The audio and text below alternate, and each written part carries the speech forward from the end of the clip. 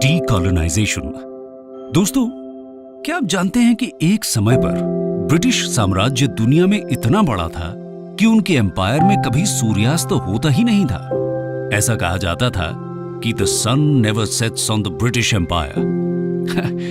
वैसे तो colonialism ancient time से प्रेवलेंट था, लेकिन आज का डिस्कशन संबंधित है मॉडर्न कोलोनियलिज्म एरा से, जिसकी शुरुआत वेस्टर्न यूरोपियन नेशंस ने 15th सेंचुरी एडी में की। इस वीडियो में हम जानेंगे डीकॉलोनाइजेशन की कहानी।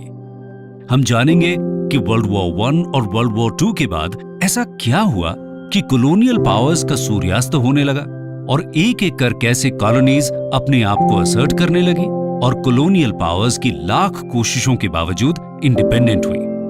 हम ये भी डिस्कस करेंगे कि क्या डीकॉलोनाइज होने के बाद न्यूली इंडिपेंडेंट कंट्रीज अपने कॉलोनाइजर्स से पूरी तरह स्वतंत्र हो पाई या नहीं। पर दोस्तों, डीकॉलोनाइजेशन की बात करने से पहले एक बार जल्दी से नजर डाल लेते हैं अर्ली 20th सेंचुरी में कॉलोनाइजेशन की स्थिति पर।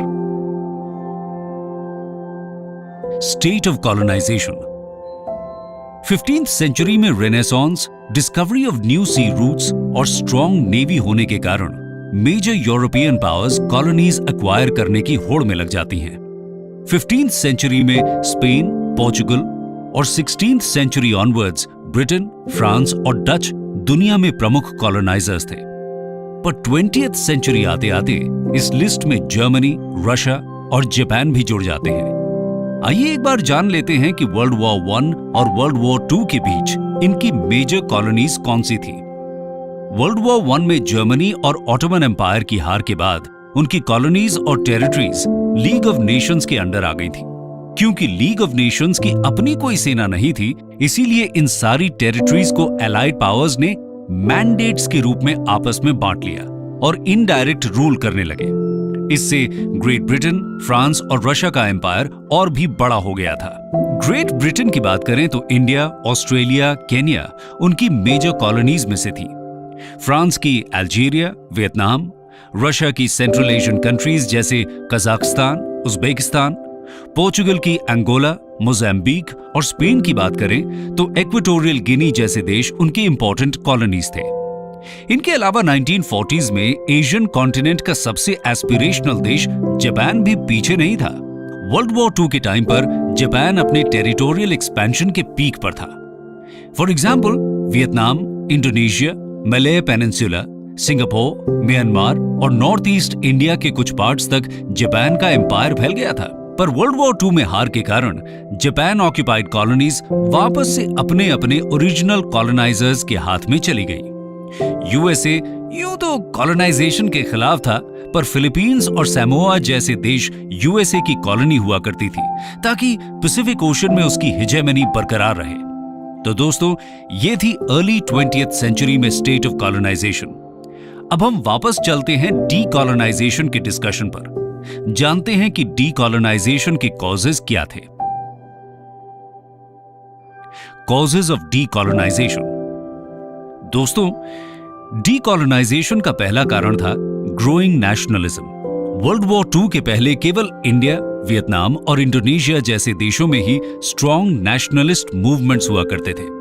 पर वर्ल्ड वॉर 2 के बाद दूसरी कॉलोनीज भी स्वतंत्रता की मांग करने लगी। वे अब रेशियल डिस्क्रिमिनेशन और ह्यूमिलिएशन बिल्कुल बर्दाश्त करने को तैयार नहीं थी। इसमें वर्ल्ड वॉर 2 में लड़े सोल्जर्स और western educated native elite class का बहुत बड़ा रोल था। डीकॉलोनाइजेशन का दूसरा कारण वर्ल्ड वॉर 2 से जुड़ा हुआ है। वर्ल्ड वॉर 1 के दौरान ही ब्रिटेन ने इंडिया जैसी कुछ कॉलोनीज को सेल्फ रूल प्रॉमिस किया था, पर बाद में इनकार कर दिया। इसीलिए वर्ल्ड वॉर 2 आने पर बिना किसी कॉन्क्रीट प्रॉमिस के western educated native elite war efforts को सपोर्ट नहीं करना चाहते थे। और उधर वर्ल्ड वॉर 2 के बिगिनिंग से ही एक्सिस पावर्स ने एलाइड पावर्स की बुरी हालत कर दी थी। एलाइड पावर्स को सोल्जर्स और रिसोर्सेज की भारी कमी होने लगी थी। ऐसे में कॉलोनीज का पब्लिक ओपिनियन अपने फेवर में करने के लिए यूएसए और ग्रेट ब्रिटेन 1941 का अटलांटिक चार्टर डिक्लेयर करते हैं। इस चार्टर के अनुसार पोस्ट वॉर वर्ल्ड में टेरिटोरियल एक्सपेंशन और कॉलोनाइजेशन के लिए कोई जगह नहीं थी। आगे चलकर यही चार्टर यूनाइटेड नेशंस के गठन में इंपॉर्टेंट रोल प्ले करता है। डीकॉलोनाइजेशन का तीसरा कारण था external pressure. USA, USSR capitalist communist extreme पर होने के बावजूद डीकॉलोनाइजेशन के स्ट्रॉन्ग फेवर में थे। एक को नई एक्सपोर्ट मार्केट्स चाहिए थी, तो दूसरे को पूरे वर्ल्ड में कम्युनिस्ट आइडियोलॉजी फैलानी थी। ये दोनों काम गुलाम देशों में नहीं हो सकते थे। पर दोस्तों, डीकॉलोनाइजेशन का प्रोसेस इतना पीसफुल भी नहीं था। वर्ल्ड वॉर II के खत्म होने के बाद सभी कॉलोनियल पावर्स डीकॉलोनाइजेशन के वादों से मुकरने लगी थी। ऐसे में कॉलोनीज ने अलग अलग तरह से आजादी का सफर तय किया। कुछ में सिविल वॉर छिड़ गया, जैसे कॉन्गो, रुआंडा इत्यादि, तो कुछ में नेगोशिएटेड इंडिपेंडेंस मिली, जैसे India.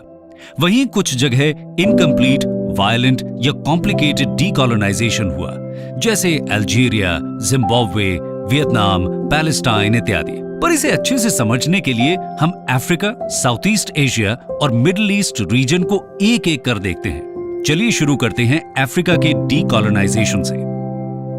डीकॉलोनाइजेशन of Africa. World war II के पहले सिर्फ लाइबेरिया, इजिप्ट और इथियोपिया इंडिपेंडेंट कंट्रीज हुआ करते थे।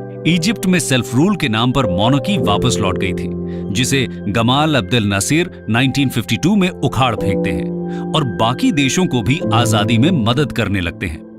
पर बाकी देशों के लिए आगे की राह आसान नहीं थी।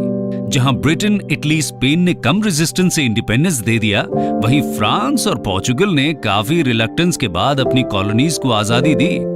ब्रिटिश कॉलोनीज के केस में माइक्रो एनालिसिस करने पर पता चलता है कि पॉपुलेशन ऑफ व्हाइट सेटलर्स के आधार पर डीकॉलोनाइजेशन की स्पीड अलग अलग रही थी।